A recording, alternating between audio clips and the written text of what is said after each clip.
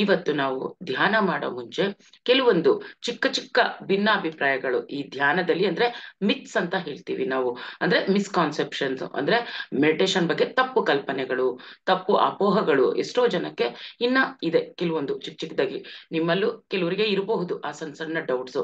So ಅದನ್ನ ಕೆಲವರಿಗೆ common ಆಗಿ ಬರುವಂತಹ ಆ ಒಂದು ಅನುಮಾನಗಳು ಏನಿದೆ ಅದನ್ನ ನೋಡ್ಕೊಳ್ತಾ ಹೋಗೋಣ.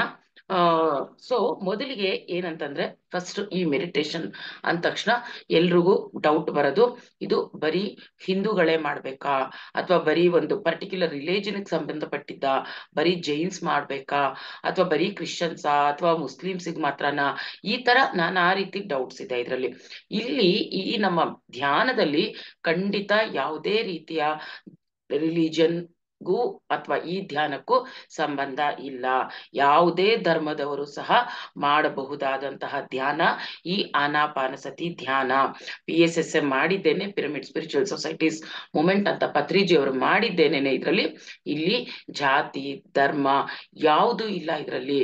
ಎಲ್ಲಾ ತರದ ಜಾತಿಯವರು, ಎಲ್ಲಾ ತರದ ಧರ್ಮದವರು, ಒಂದು ಯಾವುದೇ ಒಂದು ಭೇದ ಭಾವ ಇಲ್ಲ ಇದಕ್ಕೆ. ಇದು ನಾವು ಮಾಡ್ತಾ ಇರೋದಕ್ಕೂ ಜಾತಿಗೂ ಸಂಬಂಧ ಇಲ್ಲ. ಸೊ PSSM ಅನ್ನೋದು ಎಲ್ಲರಿಗೂ ಒಂದೇನೇನೆ, ಯಾವುದೇ ರೀತಿ ಜಾತಿಗೆ ಸಂಬಂಧಪಟ್ಟಿದ್ದು ಅಲ್ಲ. ಇದನ್ನ ಕ್ಲಿಯರ್ ಮಾಡ್ಕೋಬೇಕು, ಫಸ್ಟ್ ಒನ್.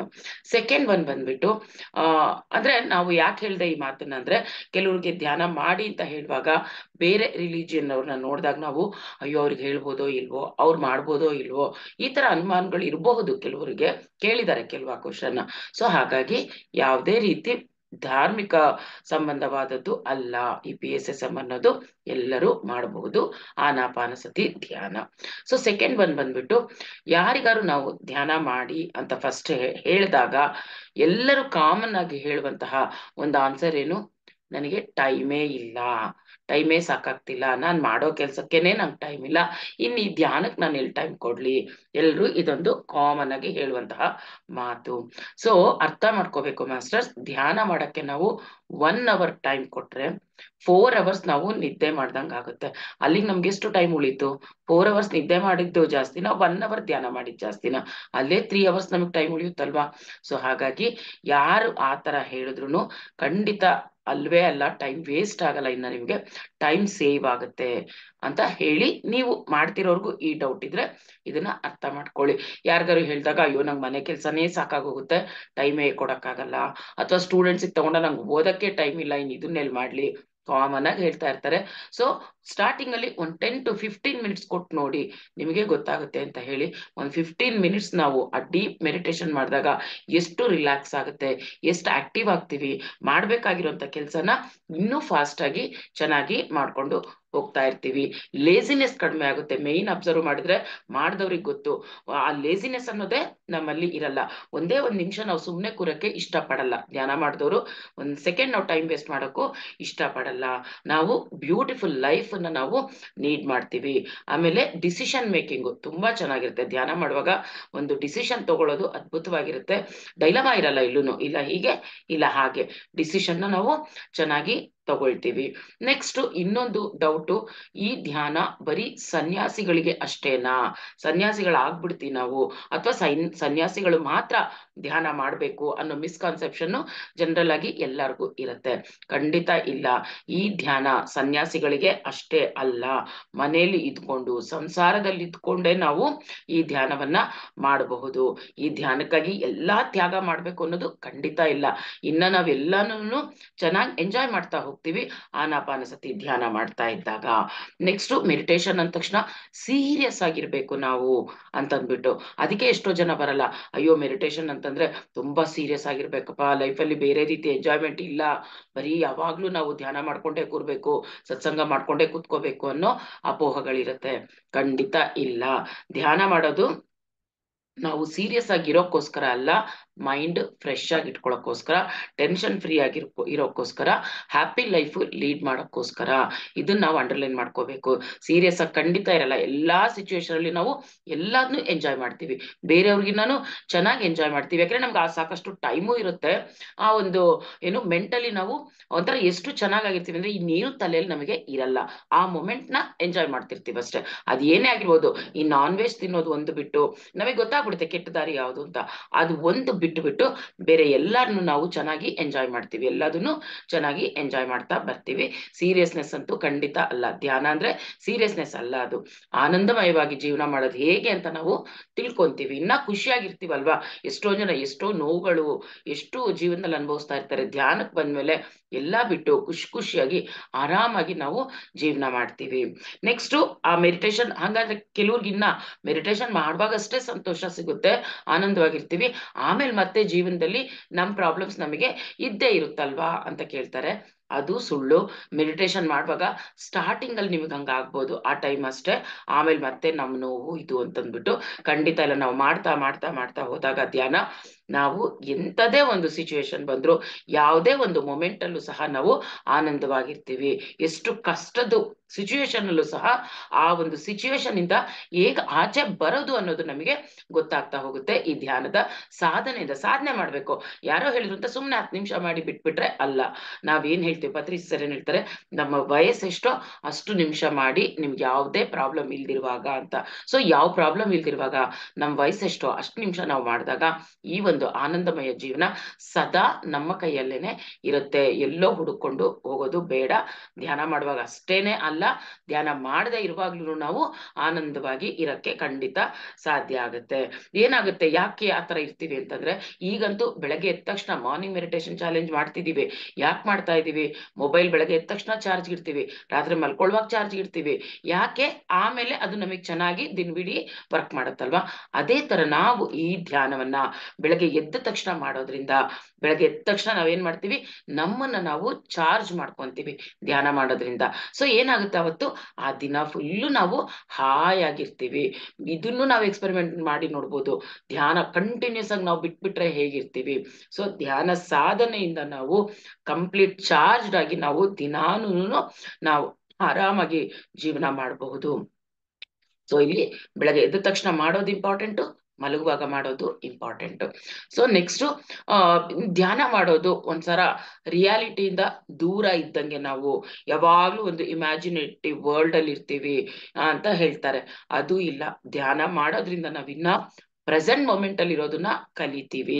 ಧ್ಯಾನ ಮಾಡಿದಾಗ ಅಷ್ಟೇ ಅಲ್ಲ, ಧ್ಯಾನ ಮಾಡದೆ ಇಲ್ದಿರುವಾಗ್ಲೂ ಸಹ ನಾವು ಈ ಕ್ಷಣದಲ್ಲಿ ಜೀವಿಸೋದನ್ನ ಕಲಿತಾ ಇರ್ತೀವಿ. ಇಲ್ದಿದ್ರೆ ಧ್ಯಾನ ಮಾಡಕ್ ಮುಂಚೆ ಏನ್ ಮಾಡ್ತೀವಿ, ಯಾವಾಗ್ಲೂ ಆಗೋಗಿರೋದನ್ನ ನೆನ್ಪಿಸ್ಕೊಂತೀವಿ, ಇಲ್ಲ ಮುಂದೆ ಹೋಗಿರೋದನ್ನ ಮುಂದೆ ಆಗೋದನ್ನ ಈಗ್ಲಿಂದಾನೇ ಭಯ ಪಟ್ಕೊಂತಾ ಇರ್ತೀವಿ. ಆದ್ರೆ ಯಾವಾಗ ಧ್ಯಾನ ಮಾಡ್ತೀವೋ ನಾವು, ಆಗ ಈ ಮೊಮೆಂಟ್ ಅಲ್ಲಿ ಇರೋದನ್ನ ನಾವು ಕಲಿತೀವಿ. ಆಮೇಲೆ ಇನ್ನ ಒಂದು ಮಿತ್ಸ್ ಎಲ್ಲಾರ್ಗುನು, ಏನು, ನಾವು ಸೆಲ್ಫ್ ಲವ್ ಅಂತ ಹೇಳ್ತೀವಿ ಧ್ಯಾನದಲ್ಲಿ. ಸೆಲ್ಫ್ ಲವ್ ಅಂದ ತಕ್ಷಣ ಏನ್ ಅನ್ಕೊಂಡ್ಬಿಡ್ತಾರೆ, ಇದು ತಪ್ಪಲ್ವಾ, ಸೆಲ್ಫ್ ಲವ್ ಅಂದ್ಬಿಟ್ರೆ ಏನ್ ಅನ್ಕೊಂಡ್ಬಿಡ್ತಾರೆ, ಅದನ್ನ ಸ್ವಾರ್ಥ ಅಂತ ಅನ್ಕೊಂಡ್ಬಿಡ್ತಾರೆ. ಸ್ವಾರ್ಥ ತಪ್ಪಲ್ವಾ ಅಂತ. ಖಂಡಿತ ಸೆಲ್ಫ್ ಲವ್ಗೂ ಸ್ವಾರ್ಥಕ್ಕೂ ತುಂಬಾನೇ ಡಿಫ್ರೆನ್ಸ್ ಇದೆ, ವ್ಯತ್ಯಾಸ ಇದೆ. ನಮಗಾಗಿ ನಾವು ಟೈಮ್ ಕೊಡೋದು ಅಂದ್ರೆ ಅದು ಸ್ವಾರ್ಥ ಅಲ್ಲ. ನಾವು ನಮಗಾಗಿ ಟೈಮ್ ಕೊಡದೇ ಇದ್ದಾಗ, ನಮ್ಮನ್ನ ನಾವು ತಿಳ್ಕೊಳ್ದೆ ಇರುವಾಗ, ನಮ್ಮನ್ನ ನಾವು ಪ್ರೀತಿಸ್ಕೊಳ್ದೆ ಇರುವಾಗ, ನಾವ್ ಇನ್ನೊಬ್ರಿಗೆ ಆ ಪ್ರೀತಿ ಕೊಡಕ್ಕೆ ಸಾಧ್ಯ ಇಲ್ಲ. ಇನ್ನೊಬ್ರ ಜೊತೆ ನಗನಗ್ತಾ ಇರೋಕ್ಕೂ ಸಾಧ್ಯ ಇಲ್ಲ. ಇನ್ನೊಬ್ರಿಗೋಸ್ಕರ ನಾವು ಸೇವೆ ಮಾಡೋಕ್ಕೂ ಆಗಲ್ಲ. ಯಾಕಂದ್ರೆ ನಾನೇ ಸರಿ ಇಲ್ದಿದ್ರೆ, ನಾನೇ ಮೆಂಟಲಿ ಫಿಸಿಕಲಿ ಫಿಟ್ ಇಲ್ದಿದ್ರೆ, ನನಗ್ ನಾನೇ ಕೆಲ್ಸಗಳು ಮಾಡ್ಕೊಳಕ್ ಆಗದಿದ್ರೆ, ನಾನು ಇನ್ನೆಲ್ಲಿ ಬೇರೆಯವ್ರಿಗೆ ಮಾಡ್ಕೊಡ್ತೀನಿ, ಬೇರೆಯವ್ರಿಗೆ ಎಲ್ಲಿ ಸರ್ವ್ ಮಾಡಕ್ಕಾಗುತ್ತೆ. ಸೊ ಹಾಗಾಗಿ ಇದು ಸ್ವಾರ್ಥ ಅಲ್ಲ. ನಮ್ಮನ್ನ ನಾವು ಚೆನ್ನಾಗಿ ನೋಡ್ಕೊಂಡಾಗ, ನಮ್ಮ ಆರೋಗ್ಯ ನಾವು ಚೆನ್ನಾಗಿ ಇಟ್ಕೊಂಡಾಗ, ನಾವು ಬೇರೆಯವರ ಸೇವೆನ ಇನ್ನೂ ಚೆನ್ನಾಗಿ ಮಾಡಬಹುದು. ನಮ್ಮನ್ನ ನಾವು ಪ್ರೀತಿಸ್ಕೊಂಡಾಗ ಆ ಪ್ರೀತಿನ ನಾವು ಬೇರೆಯವ್ರಿಗೆ ಕೊಡಕ್ಕೆ ಸಾಧ್ಯ ಆಗುತ್ತೆ. ಸೊ ಹಾಗಾಗಿ ಸೆಲ್ಫ್ ಲವ್ ಅನ್ನೋದು, ಅಥವಾ ಧ್ಯಾನ ಮಾಡ್ತಾ ನಮ್ಮನ್ನ ನಾವು ಗಮನಿಸ್ಕೊಳ್ಳೋದು, ನಮಗಾಗಿ ನಾವು ಟೈಮ್ ಕೊಡೋದು ಅಂದ್ರೆ ಖಂಡಿತ ಅದು ಸ್ವಾರ್ಥ ಅಲ್ಲ. ಯಾವುದೇ ಒಂದು ನಾವು ಮಿಡ್ಲ್ ಪಾತ್ ಅಲ್ಲಿ ಇರ್ಬೇಕು.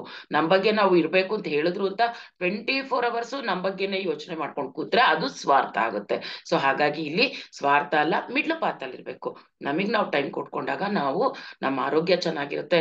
ಯಾವಾಗ ಆರೋಗ್ಯ, ಮತ್ತೆ ನಮ್ಮ ದೈಹಿಕ ಆರೋಗ್ಯ, ಮಾನಸಿಕ ಆರೋಗ್ಯ ಎರಡೂ ಚೆನ್ನಾಗಿದ್ದಾಗ ನಾವು ಬೇರೆಯವ್ರಿಗೆ ಚೆನ್ನಾಗಿ ನೋಡ್ಕೊಂಡು ಹೋಗ್ಬೋದು, ಬೇರೆಯವ್ರನ್ನ ಚೆನ್ನಾಗಿ ನೋಡ್ಕೋಬಹುದು, ನಮ್ ಕೈಲಾಗಿ ಸೇವೆ ನಾವು ಮಾಡಬಹುದು. ಇಲ್ದಿದ್ರೆ ನಾವು ಬೇರೆಯವ್ರಿಗೆ ಭಾರ ಆಗ್ಬಿಡ್ತೀವಿ. ಸೊ ಆಮೇಲೆ ಇನ್ನೊಂದು ಮೇಜರು, ಓ ಧ್ಯಾನ ಮಾಡ್ಬಿಟ್ರೆ ಹಂಗಾರೆ ನಿಮಗೇನು ಪ್ರಾಬ್ಲಮೇ ಬರಲ್ವಾ ಜೀವನದಲ್ಲಿ ಅಂತಾರೆ. ಅದೊಂದು ಆತರ ಆಡ್ಕೊಂಡು ಕೇಳ್ತಾರೆ, ಓ ಏನೂ ಆಗಲ್ವಾ ನಿಮ್ಗೆ, ನೀವೇನ್ ಸಾಯೋದೇ ಇಲ್ವಾ, ನಿಮಗೇನು ಆರೋಗ್ಯದ ಪ್ರಾಬ್ಲಮೇ ಬರಲ್ವಾ, ಅಥವಾ ಇನ್ನೇನು ಫೈನಾನ್ಷಿಯಲ್ ಪ್ರಾಬ್ಲಮೇ ಬರಲ್ವಾ, ಏನೋ ಒಂದು ಈ ತರ ಕಷ್ಟಗಳೇ ಬರಲ್ವಾ ನಿಮಗ್ ಜೀವನದಲ್ಲಿ ಅಂತ ಕೇಳ್ತಾರೆ. ಖಂಡಿತ ಖಂಡಿತ ಬರುತ್ತೆ. ನಾವೇನ್ ಧ್ಯಾನ ಮಾಡಿದ ತಕ್ಷಣ ನಂಗೆ ಏನು ಬರಲ್ಲ ಜೀವನದಲ್ಲಿ ಅನ್ನೋಗಿಲ್ಲ. ಏನು ಬರ್ದಿದ್ರೆ ನಾವೇನು ಕಲಿಯೋದೇ ಇಲ್ಲ. ನಮಗೆ ಚಾಲೆಂಜಸ್ ಬರ್ದಿದ್ರೆ ನಾವು ಕಲಿಯಕ್ಕೆ ಸಾಧ್ಯ ಇಲ್ಲ. ಬರುತ್ತೆ, ಪ್ರತಿಯೊಬ್ಬರಿಗೂ ಬರುತ್ತೆ. ಇನ್ನ ಧ್ಯಾನ ಮಾಡುವಾಗ ನಮಗೆ ಅನ್ಸುತ್ತೆ, ಧ್ಯಾನ ಮಾಡ್ತಾ ಇದ್ರೆ ಇದೇನಿದು ನನಗೆ ಇನ್ನ ಚಾಲೆಂಜಸ್ ಬರ್ತಾ ಇದೆಯಲ್ಲ ಜಾಸ್ತಿ ಅಂತ ಅನ್ಸುತ್ತೆ. ಯಾಕೆ? ಇನ್ನು ನಾವು ಪಕ್ವ ಆಗ್ಬೇಕು. ಆ ಚಾಲೆಂಜಸ್ ಬಂದಷ್ಟು ನಾವಿನ್ನಾನು ಪರಿಪೂರ್ಣವಾಗ್ತೀವಿ. ಚಾಲೆಂಜಸ್ ಬಂದಾಗಿನ್ನ ಕಲಿತಾ ಇರ್ತೀವಿ. ಸೊ ಧ್ಯಾನ ಮಾಡಿದ ತಕ್ಷಣ ನಿನಗೇನು ನೋವೇ ಬರಲ್ವಾ, ನಿನಗೇನು ಕಾಯಿಲೆನೆ ಬರಲ್ವಾ ಅಂದ್ರೆ, ಬಂದ್ರೂನು ಹೇಗ್ ಟ್ಯಾಕಲ್ ಮಾಡೋದು ನಮಗೆ ಗೊತ್ತಾಗುತ್ತೆ. ಎಷ್ಟು ಬೇಗ ಹೇಗ್ ಹೋಗಿಸ್ಕೊಳ್ತೀವಿ ಅನ್ನೋದು ನಮಗೆ ಗೊತ್ತಿರುತ್ತೆ. ಇವೆಲ್ಲ ಪಾಠ ಕಲಿಯೋಕ್ಕೋಸ್ಕರ ಬರ್ತಾನೆ ಇರುತ್ತೆ. ನಾವು ಆ ಪ್ರಾಬ್ಲಮ್ಸ್ ಅನ್ನ, ಆ ಚಾಲೆಂಜಸ್ ಆಗಿ ನೋಡ್ತೀವಿ. ಅದನ್ನ ಸೊಲ್ಯೂಷನ್ಸ್ ನ ತುಂಬಾ ಈಸಿಯಾಗಿ ಕಂಡ್ಕೊಳ್ತೀವಿ. ಬೇರೆಯವ್ರಿಗೂ ನಮಗೂ ಥಿಂಕಿಂಗ್ ಪ್ಯಾಟರ್ನ್ ಫುಲ್ಲು ಚೇಂಜ್ ಆಗಿರುತ್ತೆ. ಹೇಗ್ ತಗೊಳ್ತೀವಿ ಅನ್ನೋದು ತುಂಬಾನೇ ವ್ಯತ್ಯಾಸ ಇರುತ್ತೆ. Before meditation, after meditation challenges ಬಂದಾಗ ಫೇಸ್ ಮಾಡೋದು ನಾವು ಕಲಿತೀವಿ. ಈಚ್ ಅಂಡ್ ಎವ್ರಿ ಮೂಮೆಂಟ್ ಅಲ್ಲಿ ಅಕ್ಸೆಪ್ಟ್ ಮಾಡೋದು ಹೇಗೆ ಅನ್ನೋದು ಕಲಿತೀವಿ. ಎಲ್ಲದನ್ನು ಅಕ್ಸೆಪ್ಟ್ ಮಾಡ್ತೀವಿ, ಕೊರ್ಗಲ್ಲ, ಯಾವುದು ಕೊರ್ಗಲ್ಲ. ಧ್ಯಾನಕ್ಕೆ ಬಂದ್ಮೇಲೆ ಏನ್ ಪ್ರಾಬ್ಲಮ್ ಬಂದ್ರು ನಾವು ಅದನ್ನ ಕೊರ್ಗೋದೇ ಇಲ್ಲ. ದಟ್ಸ್ ಒನ್ ಚಾಲೆಂಜ್ ಅಷ್ಟೇ. ನಾವು ಕಲಿಯೋಕೆ ಒಂದು ಮೆಟ್ಟಿಲು ಅಂತ ಅನ್ಕೊಂತೀವಿ, ಕಲಿತಾ ಇರ್ತೀವಿ. ಆ ಚಾಲೆಂಜ್ ಅನ್ನ ಸಹ ಸಂತೋಷವಾಗಿ ಅಕ್ಸೆಪ್ಟ್ ಮಾಡ್ತೀವಿ. ಸೊ ನೆಕ್ಸ್ಟ್, ಧ್ಯಾನ ಅಂತಂತಂದಾಗ ಸೈಲೆಂಟ್ ಪ್ಲೇಸ್ ಅಲ್ಲೇ ಕೂತಿರ್ಬೇಕು. ಮನೆ ಬಿಟ್ಬಿಟ್ಟು ಆಚೆ ಎಲ್ಲೋ ಹಿಮಾಲಯದಲ್ಲಿ ಹೋಗಿ ಮಾಡ್ಬೇಕು, ಎಲ್ಲೋ ಕಾಡಲ್ಲಿ ಮಾಡ್ಬೇಕು, ಜನ ಯಾರು ಇಲ್ದಿರೋ ಕಡೆನೆ ಮಾಡ್ಬೇಕು, ಅಥವಾ ಮನೇಲಾದ್ರೂ ಯಾರು ಇಲ್ದಿರೋ ಜಾಗದಲ್ಲಿ ದೇವ್ರ ಮನೇಲೆ ಕೂತ್ಕೊಂಡ್ ಮಾಡ್ಬೇಕು, ಇದೆಲ್ಲ ಅಂತ ಅನ್ಕೊಂಡಿರ್ತಾರೆ. ಇದು ಅಲ್ಲ. ಜನರಿಂದ ದೂರ ಹೋಗುವಂಥದ್ದು ಯಾವುದೂ ಇಲ್ಲ. ನಾವೆಲ್ಲನೂ ಸಂಸಾರದಲ್ಲಿ ಇದ್ದುಕೊಂಡೇ ಎಲ್ಲವನ್ನು ಸಾಧಿಸುವಂತವ್ರು. ಸೊ ಮಾಡ್ತಾ ಮಾಡ್ತಾ ಮಾಡ್ತಾ ನಮಗೆ ಸ್ಟಾರ್ಟಿಂಗ್ ಅಲ್ಲಿ ಡಿಸ್ಟರ್ಬೆನ್ಸ್ ಅನ್ಬೋದು, ಅವ್ರು ಮಾತಾಡ್ತಿರೋದು ನಮಗೆ ಡಿಸ್ಟರ್ಬ್ ಆಗ್ತಾ ಇದೆ ಅಂತ. ಆದ್ರೆ ನಾವ್ ಯಾವಾಗ ಮಾಡ್ತಾ ಇರ್ತೀವೋ ಕಂಟಿನ್ಯೂಸ್ ಆಗಿ, ಇದ್ಯಾವುದು ನಮಗೆ ತೊಂದರೆ ಕೊಡಲ್ಲ. ಜನ ಇದ್ದಾಗ್ಲೂ ಸಂತೆಲ್ ಕೂತ್ಕೊಂಡು ನಾವು ಧ್ಯಾನ ಮಾಡೋ ಲೆವೆಲ್ಗೆ ಬರ್ತೀವಿ. ಹಾಗೇನೆ ಇರ್ಬೇಕು ನಾವು. ನಾನ್ ಧ್ಯಾನ ಮಾಡ್ತೀನಿ ಅಂತ ಅನ್ಸುತ್ತು, ಯಾರು ಜನನೇ ಇರಬಾರ್ದು ಅನ್ಕೊಂಡ್ರೆ ಅದಾಗಲ್ಲ. ಜನದ ಮಧ್ಯೆ ಕೂತ್ಕೊಂಡೇ ನಾವು ಧ್ಯಾನ ಮಾಡೋ ಪ್ರಾಕ್ಟೀಸ್ ನ ಮಾಡ್ಬೇಕು. ಯಾವಾಗ ನಾವು ಶ್ವಾಸದ ಜೊತೆ ಇರ್ತೀವಿ, ಯಾವುದು ನಮಗೆ ತೊಂದರೆ ಕೊಡಲ್ಲ, ಬೇರೆ ಯಾವ್ದೂನು ತೊಂದರೆ ಆಗಲ್ಲ. ಸಂತೋಷ, ನಿಮಗೆಲ್ಲರೂ ನೇಚರ್ ಸಿಗ್ತಾ ಮಾಡಿ, ಅದು ತುಂಬಾ ಒಳ್ಳೇದು. ಪಂಚಭೂತಗಳ ಜೊತೆ ನಾವು ಕನೆಕ್ಟ್ ಆಗಿ ಮಾಡೋದು, ನೇಚರ್ ಜೊತೆ ಕನೆಕ್ಟ್ ಆಗಿ ಮಾಡೋದು ತುಂಬಾ ಒಳ್ಳೇದು. ಯಾರಿಗ ಅನುಕೂಲ ಇದೆ ನೇಚರ್ ಅಲ್ಲಿ ಮಾಡಿ. ಇಲ್ಲ ನಂಗೆ ನೇಚರೇ ಬೇಕು ನಾವು ಕಾಯ್ತಾ ಕೂತ್ರೆ ಧ್ಯಾನ ನಾವು ಮಾಡೋದೇ ಇಲ್ಲ. ಹಾಗಾಗಿ ಎಲ್ಲಿದ್ರು ನಾವು ಧ್ಯಾನ ಮಾಡೋದನ್ನ ಪ್ರಾಕ್ಟೀಸ್ ಮಾಡ್ಬೇಕು. ಜರ್ನಿಲಿದ್ರು ಧ್ಯಾನ ಮಾಡ್ಬೇಕು, ಮನೇಲಿದ್ರು ಧ್ಯಾನ ಮಾಡ್ಬೋದು, ಸಂತೆಯಲ್ಲಿದ್ರು ಧ್ಯಾನ ಮಾಡ್ಬಹುದು, ಎಲ್ಲಿದ್ರು ಧ್ಯಾನವನ್ನ ಮಾಡಬಹುದು. ಆಮೇಲೆ ಪೀರಿಯಡ್ಸ್ ಆದಾಗ ಧ್ಯಾನ ಮಾಡಬಹುದಾ? ಇದು ಒಂದು ಡೌಟ್. ಖಂಡಿತ ಮಾಡ್ಬೋದು. ಪೀರಿಯಡ್ಸ್ ಆದಾಗ ಇನ್ನೂ ಒಳ್ಳೆ ಎನರ್ಜೀಸ್ ನ ರಿಸೀವ್ ಮಾಡ್ತೀರಾ. ಆ ಟೈಮಲ್ಲಿ ಏನೇ ಒಂದು ನಾವು ಒಳ್ಳೆ ಕೆಲಸ ಮಾಡಿದಾಗ ಆ ಟೈಮಲ್ಲಿ ನಾವು ಅದ್ಭುತವಾಗಿ ರಿಸಲ್ಟ್ಸ್ ಇರುತ್ತೆ. ಇನ್ನ ಎನರ್ಜೀಸ್ ಇನ್ನೂ ಜಾಸ್ತಿ ನಾವು ರಿಸೀವ್ ಮಾಡ್ತೀವಿ. ಎಷ್ಟೋ ಜನಕ್ಕೆ ಪೀರಿಯಡ್ಸ್ ಆದಾಗ ಹೊಟ್ಟೆ ನೋವು ಇರುತ್ತೆ, ಸುಸ್ತಿರುತ್ತೆ, ಕಾಲ್ ನೋವು, ಮೈಕೈ ನೋವು, ಏನ್ ಮಾಡಕ್ಕೂ ಇಂಟ್ರೆಸ್ಟ್ ಇರಲ್ಲ, ಆ ತರ ಎಲ್ಲ ಇರ್ತಾರೆ. ಅಂತ ಅವರಿಗೆ ಆ ಟೈಮಲ್ಲಿ ಧ್ಯಾನ ಮಾಡಿದಾಗ ನಾವು ತುಂಬಾನೇ ಅದ್ಭುತವಾಗಿ ಕೆಲಸ ಮಾಡುತ್ತೆ ಆ ಧ್ಯಾನ ಅನ್ನೋದು. ಸೊ ಪೀರಿಯಡ್ಸ್ ಆದವ್ರಿಗೆ ಇದು ವರ. ಧ್ಯಾನ ಎಷ್ಟು ಸಾಧ್ಯನೋ ಅಷ್ಟು ಇನ್ನೂ ಜಾಸ್ತಿ ಮಾಡ್ತಾ ಹೋಗ್ಬೇಕು.